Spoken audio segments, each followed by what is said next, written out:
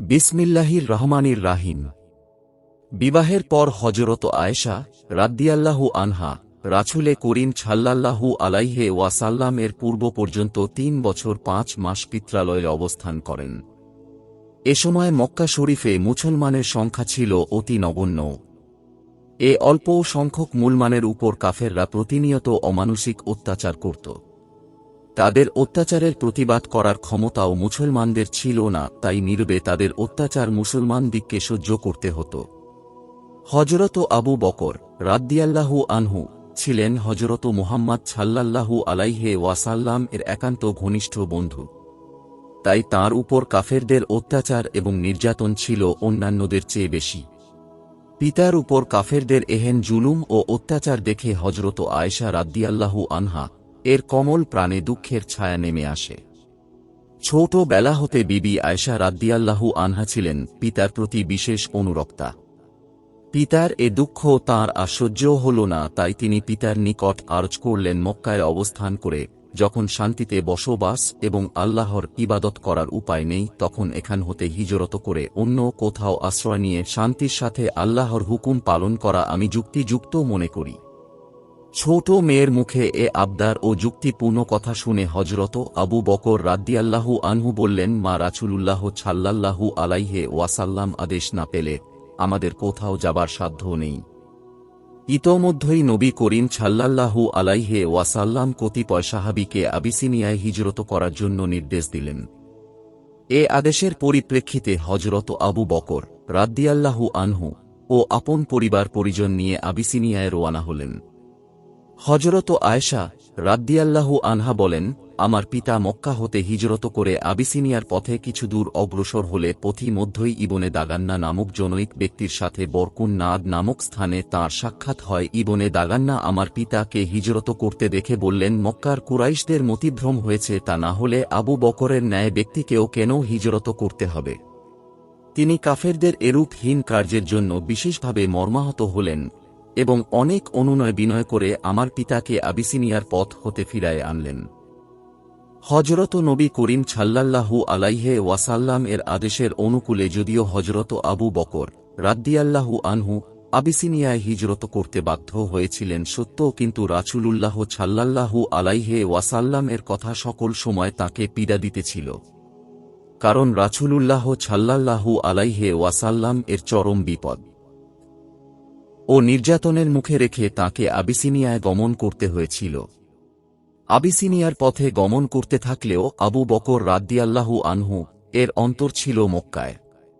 তাই ইবনে দাগান্নার আশ্বাস ও অনুরোধে হযরত আবু বকর রাদিয়াল্লাহু আনহু আবার রাসূলুল্লাহ সাল্লাল্লাহু আলাইহি ওয়াসাল্লাম এর নিকট এসে অতিশয় আনন্দিত হলেন। প্রতাপশালী ধনবান ইবনে দাগান্নার কারণে যদিও হযরত আবু বকর রাদিয়াল্লাহু আনহু এর উপর কাফেরদের অত্যাচার কিছুটা শিথিল হয়েছিল, কিন্তু অন্যান্য মুসলমান এবং রাসূলুল্লাহ সাল্লাল্লাহু আলাইহি ওয়াসাল্লাম এর উপর তাদের অত্যাচার বহুগুণে বেড়ে গেল। তাদের অত্যাচারে অতিষ্ঠ হয়ে হযরত রাসূলুল্লাহ সাল্লাল্লাহু আলাইহি ওয়াসাল্লাম মদিনায় হিজরত করার কথা মনে মনে ভাবতেছিলেন। ইতবছরে নবুয়াতের ত্রয়োদশ বর্ষের সফর মাসের ৮ তারিখে আল্লাহর পক্ষ হতে মদিনায় হিজরত করার জন্য রাসূলে করিম সাল্লাল্লাহু আলাইহি ওয়াসাল্লাম ওহীপ্রাপ্ত হন। ওহী লাভ করার সাথে সাথে রাসূলে করিম সাল্লাল্লাহু আলাইহি ওয়াসাল্লাম হযরত আবু বকর রাদিয়াল্লাহু আনহু এর গৃহ অভিমুখে রওনা হলেন। হযরত নবী করিম সাল্লাল্লাহু আলাইহি ওয়াসাল্লাম প্রতিদিনই সকাল সন্ধ্যায় হযরত আবু বকর রাদিয়াল্লাহু আনহু এর ঘরে যাতায়াত করতেন।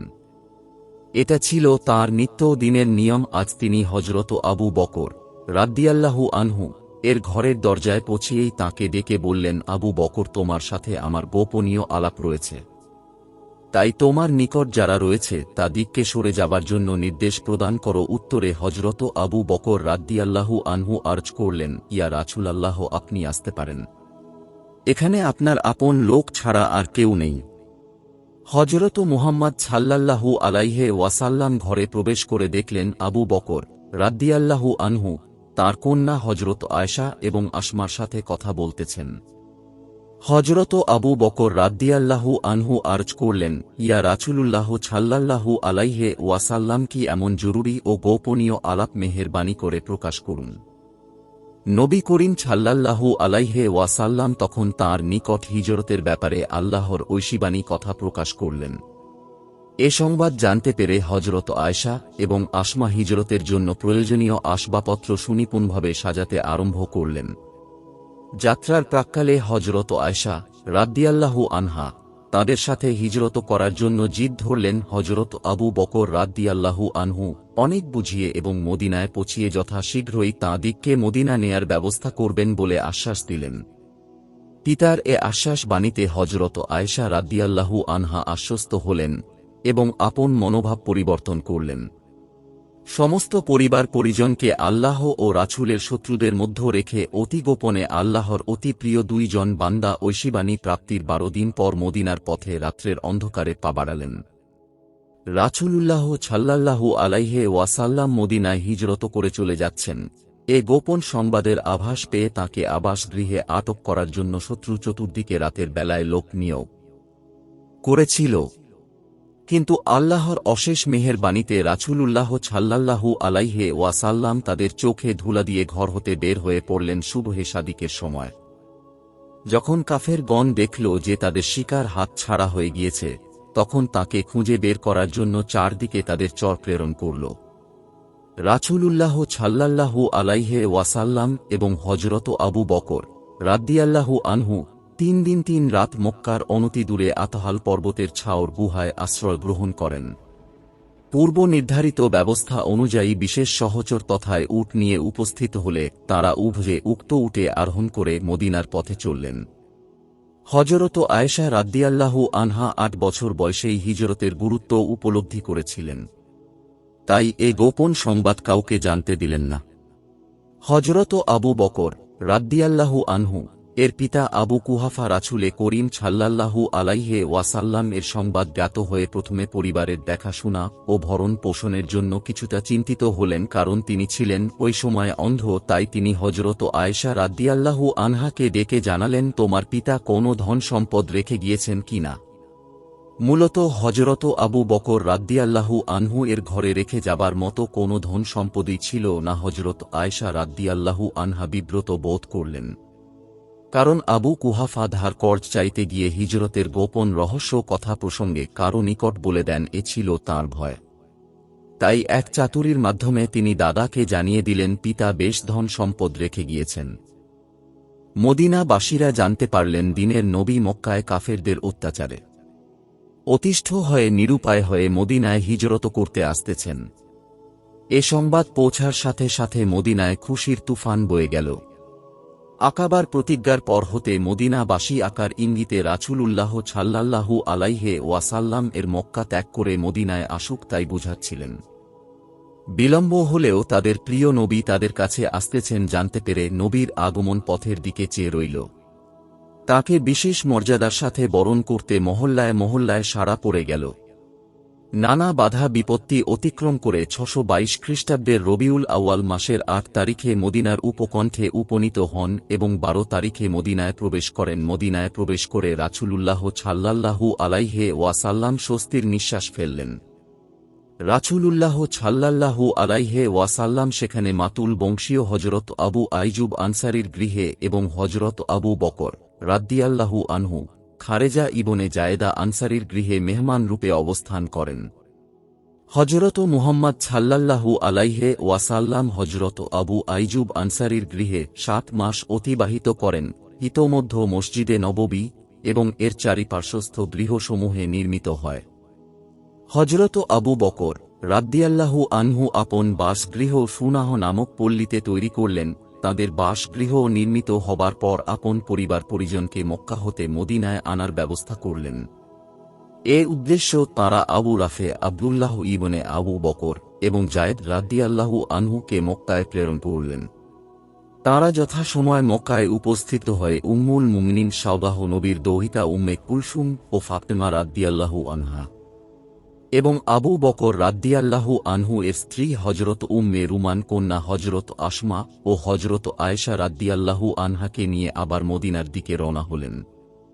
আব্দুল্লাহ ইবনে আবু বকর মা ও বোনদ্বয়কে নিয়ে রওনা হলে পথিমধ্য এক বিপদের সম্মুখীন হলেন। হযরত আয়েশা রাদিয়াল্লাহু আনহা যে উটে আরোহণ করেছিলেন উহা হঠাৎ রেগে পাগলের ন্যায় দৌড়াতে আরম্ভ করে। এর দৌড়ের দরুন যে কোন সময় হযরত আয়েশা রাদিয়াল্লাহু আনহা হাওদাসহ মাটিতে পড়তে পারেন। মা কন্যার এহেন বিপদ দেখে মহাচিন্তিত হয়ে পড়লেন। অনেক পথ অতিক্রম করার পর এ পলায়ন উটকে আটক করার পর মায়ের প্রাণে নবপ্রাণের সঞ্চার হল। তাঁরা মদিনায় পৌঁছিলে হযরত আয়েশা রাদিয়াল্লাহু আনহা এর পিত্রালয়ে রইলেন, কারণ তখনও রুচমতো সম্পন্ন হয়নি। নবী করিম সাল্লাল্লাহু আলাইহি ওয়াসাল্লাম কন্যা ফাতেমা ও উম্মে কুলসুম এবং স্ত্রী সাউদাকে নিয়ে মসজিদে নববীর পাশে নির্মিত গৃহে বসবাস করতে থাকেন। মদিনার আবহাওয়া নবাগতদের জন্য অনুকূল ছিল না। হযরত আবু বকর রাদিয়াল্লাহু আনহু এর পরিবারের সকলেই রোগ আক্রান্ত হলেন। প্রথম দিকে হযরত আয়েশা রাদিয়াল্লাহু আনহা সুস্থ ছিলেন আর রোগীদের সেবা তিনিই করতেন। অবশেষে হযরত আয়েশা রাদিয়াল্লাহু আনহা এমন ভীষণ রোগে আক্রান্ত হলেন, অনেকে তার জীবনের আশা ছেড়ে দিল। জ্বরের দরুন তাঁর দীর্ঘ কেশরাজি ঝরে গেল। আর গোর পর তিনি ন্যাড়া মস্তক পিতাকে দেখিয়ে আক্ষেপ করতেন। তার পূর্ণ স্বাস্থ্য লাভ করতে 7 মাস লেগেছিল। হিজরতের পর হযরত আয়েশা রাদিয়াল্লাহু আনহা যখন সম্পূর্ণরূপে রোগমুক্ত হয়ে উঠলেন, আবু বকর রাদিয়াল্লাহু আনহু স্বীয় স্ত্রীর প্রস্তাব অনুযায়ী দ্বিতীয় হিজরি সনের 10ই শাওয়াল কন্যা আয়েশার রুচমতের ব্যবস্থার বিষয়ে ভাবতে লাগলেন। তাই তিনি এ কথা হযরত মুহাম্মদ সাল্লাল্লাহু আলাইহি ওয়াসাল্লাম এর নিকট উত্থাপন করে তাঁর মতামত প্রার্থনা করলেন। হযরত মুহাম্মদ সাল্লাল্লাহু আলাইহি ওয়াসাল্লাম যদিও এ ব্যাপারে অমত থাকার কথা নহে, কিন্তু অর্থ অভাবে তিনি এ প্রস্তাবের প্রেক্ষিতে হযরত আবু বকর রাদিয়াল্লাহু আনহুকে জানালেন, আমি এ সময় সম্পূর্ণ কপর্দকশূন্য। মহরের 500 দেরহাম ও আনুষাঙ্গিক খরচেরও কোনো উপায় দেখছি না, অতএব তাড়াতাড়ি রুচমতো সম্পন্ন করা আমার সাধ্যর বাইরে। টাকা পয়সার ব্যবস্থা হলে রুচমতো অনুষ্ঠান সমাধান করব। হযরত মুহাম্মদ সাল্লাল্লাহু আলাইহি ওয়াসাল্লাম এর কথা শুনে আবু বকর রাদিয়াল্লাহু আনহু আর্জ করলেন, আপনি প্রয়োজনীয় অর্থ আমার নিকট হতে ধার নিন। কিন্তু রাসূলুল্লাহ সাল্লাল্লাহু আলাইহি ওয়াসাল্লাম তাঁর এ প্রস্তাবে সম্মত হলেন না, কারণ তিনি ভাবলেন যদিও এ সময় আবু বকর অর্থ ধার দেয় কিন্তু পরে তা গ্রহণ না করলে কিছুই করার থাকবে না। তাই তিনি মনস্থ করলেন যে অপরের নিকট হতে ধার করবেন অথবা কায়িক পরিশ্রম করে প্রয়োজনীয় অর্থ সংগ্রহের পর রুচমতের কাজ সমাধান করবেন, তবেই আয়েশাকে গৃহে আনবেন। হযরত আবু বকর রাদিয়াল্লাহু আনহু রাসূলুল্লাহ সাল্লাল্লাহু আলাইহি ওয়াসাল্লাম এর মনোভাব বুঝে পুনরায় আরজ করলেন, আপনি আমার নিকট হতে অর্থ ধার নিন, সুযোগ মতো আপনি পরিশোধ করে দিবেন, আমি তখন তা ফেরত নিব। রাসূলুল্লাহ সাল্লাল্লাহু আলাইহি ওয়াসাল্লাম আবু বকর রাদিয়াল্লাহু আনহু এর আশ্বাস পেয়ে ধার করতে সম্মত হলেন। রাসূলুল্লাহ সাল্লাল্লাহু আলাইহি ওয়াসাল্লাম আবু বকর রাদিয়াল্লাহু আনহু এর নিকট হতে 12 উকিয়া ধার নিয়ে মোহর হিসাবে আয়েশা রাদিয়াল্লাহু আনহা এর নিকট পাঠিয়ে দিলেন। আর রুচমতের দিন দ্বিতীয় হিজরি 21শে শাওয়াল ধার্য হল। মদিনায় উল্লাসের সাড়া পড়ে গেল। আনসার ও মুহাজির রমণীগণ আয়েশা রাদিয়াল্লাহু আনহাকে নববধূ রূপে নিয়ে যাবার জন্য হযরত আবু বকর রাদিয়াল্লাহু আনহু এর গৃহে আগমন করলেন। বরযাত্রীর আগমনে হযরত আবু বকর রাদিয়াল্লাহু আনহা মহা আনন্দিত হলেন। অভ্যর্থনার মাধ্যমে মেহমানকে বরণ করে তাদের আদর আপ্যায়নের ভিতর দিয়ে ভোজ পর্ব সমাধান করলেন। এদিকে আয়েশা রাদিয়াল্লাহু আনহা দোলনায় দোল খাচ্ছিলেন। মায়ের ইঙ্গিতে দৌড়ায় তাঁর নিকট উপস্থিত হন। মা তাকে গোসল করিয়ে আগত মহিলাদের নিকট আনলে তাঁরা বলে উঠলেন, আপনার আগমন মঙ্গলময় ও শুভ হোক। তারা আয়েশাকে সাজাতে শুরু করলেন। সাজাবার কাজ সমাধান হলে হযরত আবু বকর রাদিয়াল্লাহু আনহু রাসূলুল্লাহ সাল্লাল্লাহু আলাইহি ওয়াসাল্লামকে আনলেন।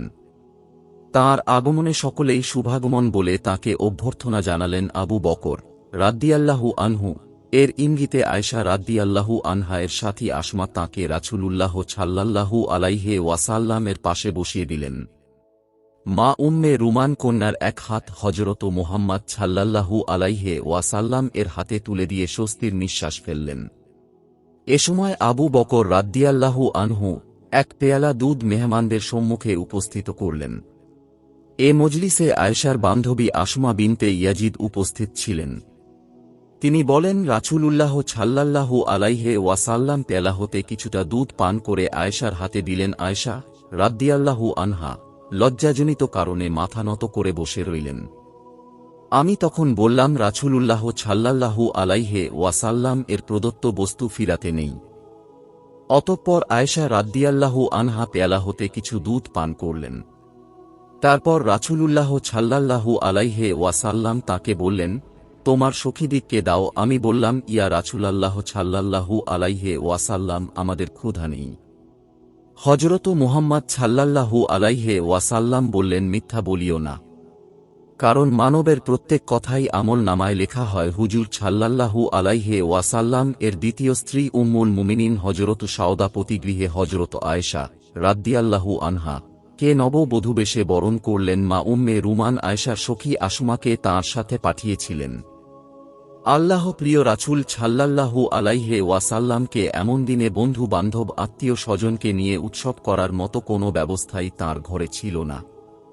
অথচ আজ তাঁর জীবনের এক পরম খুশির দিন। কিছু নেই বিধায় তাঁর মনে কোনো আফসোস নেই। তিনি নির্বিকার কোনো এক সাহাবার এক পেয়ালা দুধ দ্বারা রাসূলে করিম সাল্লাল্লাহু আলাইহি ওয়াসাল্লাম নবপত্নী ও তাঁর সখীকে অভ্যর্থনা জানালেন। এমন সহজ ও সরলভাবে বিবাহের কাজ সমাধান হওয়ার নজির অতি বিরল। সেখানে ছিল না কোনো প্রকার অপব্যয় ও অপচয়ের বালাই, ছিল না কোনো প্রকার আন্দুল্লাসের হই হুল্লোড়। বিশেষ করে দেন মোহরের অনাহুত বাড়ামিও সেখানে স্থান পায়নি। যে মোহর ধার্য হয়েছিল রাসূলুল্লাহ সাল্লাল্লাহু আলাইহি ওয়াসাল্লাম রুজমতের পূর্বেই তা হযরত আয়েশা রাদিয়াল্লাহু আনহা এর নিকট পাঠিয়ে দেন। কেন না তা অবশ্য দেয়া স্ত্রীর প্রাপ্য। হযরত আয়েশা রাদিয়াল্লাহু আনহা এর মোহরের বিষয়েও মুহাদ্দিসগণের মধ্যেও মতভেদ রয়েছে। ইমাম বুখারীর মতে মোহর 500 দেরহাম, তবে যারা মোহর 500 দেরহামের কম উল্লেখ করেছেন হযরত আয়েশা রাদিয়াল্লাহু আনহা এর বর্ণনায় তা বাতিল হয়ে গিয়েছে। তিনি বলেছেন, রাসূলুল্লাহ সাল্লাল্লাহু আলাইহি ওয়াসাল্লাম তাঁর স্ত্রী কাউকে 500 দেরহামের কম মোহর প্রদান করেননি। রাসূলুল্লাহ সাল্লাল্লাহু আলাইহি ওয়াসাল্লামের সাথে হযরত আয়েশা রাদিয়াল্লাহু আনহা এর বিবাহের ফলে আরবের প্রাচীন কুপ্রথার মাথায় কুঠারাঘাত পড়ল। অন্ধকার যুগে আরববাসী মুখ বলা ভাইয়ের মেয়ে বিবাহ করাকে অতি জঘন্য বর্বরতার বলে জানত। এ কুসংস্কারের অবসান কল্পে সফল হয়েছে। হযরত মুহাম্মদ সাল্লাল্লাহু আলাইহি ওয়াসাল্লাম খালা বিবি খাওলাহ আবু বকর রাদিয়াল্লাহু আনহু এর নিকট এ বিবাহের প্রস্তাব দিলে তিনি আতঙ্কিত হয়ে বলেছিলেন, বিবাহ কোনো মতেই হতে পারে না। কেন না আয়েশা রাদিয়াল্লাহু আনহা হযরত মুহাম্মদ সাল্লাল্লাহু আলাইহি ওয়াসাল্লাম এর ভাইজি, আর ভাইয়ের মেয়ে বিবাহ করা জায়েজ। হযরত আবু বকরের এ কথার প্রেক্ষিতে নবী করিম সাল্লাল্লাহু আলাইহি ওয়াসাল্লাম বলেছিলেন, আপনি আমার ধর্মভাই। তৎকালে আরব দেশে শাওয়াল মাসে বিবাহ উৎসব হতো না, এতে তারা কুলক্ষণে ও অমঙ্গলের মাস বলে বিবেচনা করত। তাই এ মাসে বিবাহ শাদী দূরের কথা, বিবাহের আলোচনা করাকেও অমঙ্গল মনে করত। হযরত আয়েশা রাদিয়াল্লাহু আনহা এর বিবাহ ও পতি গৃহে গমন শাওয়াল মাসে অনুষ্ঠিত হলে আরবের সে কুপ্রথার অবসান ঘটে, যার ফলে তিনি শাওয়াল মাসে বিবাহ শাদী হওয়াকে বিশেষভাবে পছন্দ করতেন। হযরত আয়েশা রাদিয়াল্লাহু আনহা হতে হাদিসে বর্ণিত হয়েছে, তিনি বলেন, আমার বিবাহ ও পতি গৃহে গমন শাওয়াল মাসে হয়েছে। আমার অপেক্ষা সৌভাগ্যশালিনী কে আছে? আরবের আরও একটি প্রথা ছিল, নববধূ পিতৃগৃহে যাবার সময় সম্মুখভাগে এক ব্যক্তি আগুন নিয়ে পথ চলত। আরোহীতে বসে বর কনের মুখের দিকে তাকিয়ে থাকত। আয়েশা রাদিয়াল্লাহু আনহা এর বিবাহের পর এ প্রথা চিরতরে বিলুপ্ত হল। সকলের অবগতির জন্য এ স্থানে একটি বিষয় আলোচনা করা আমরা একান্ত প্রয়োজনীয় বলে মনে করি। হযরত আয়েশা রাদিয়াল্লাহু আনহা এর দেন মোহর ধার্য হয়েছিল মাত্র 500 দেরহাম, আর দেন মোহর রাসূলুল্লাহ সাল্লাল্লাহু আলাইহি ওয়াসাল্লাম রুজমতের পূর্বেই হযরত আয়েশা রাদিয়াল্লাহু আনহাকে পরিশোধ করে দেন। যে পরিমাণ মোহর আদায় করা ফরজ সে পরিমাণ ধার্য করাই বাঞ্ছনীয়। আধুনিক সমাজে অধিক মোহর ধার্য করার একটা প্রবণতা দেখা দিয়েছে। কে কার অপেক্ষা বেশি মোহর ধার্য করতে পারে এটা যেন একটা মহা প্রতিযোগিতা, অথচ স্ত্রীর হক পরিশোধ করার প্রতি কারো খেয়াল মাত্র নেই। তাই সকলের রাসূল সাল্লাল্লাহু আলাইহি ওয়াসাল্লাম এর পথ অনুসরণ করে প্রকৃত শিক্ষা লাভ করে এর সমাধান কল্পে বাস্তবমুখিতায় ধাবিত হওয়া কর্তব্য।